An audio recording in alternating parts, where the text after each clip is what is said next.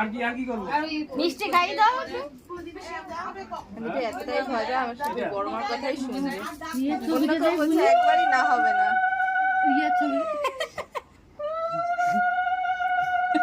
মানে আরো খাওয়াবো মানে তোর খাওয়ার ছবিগুলো ভালো এসছে। এই যে মেন লোক। হ্যাঁ আমাদের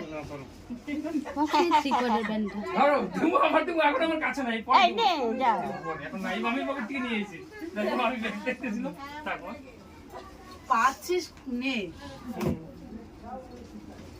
যাও দাও ভোলা।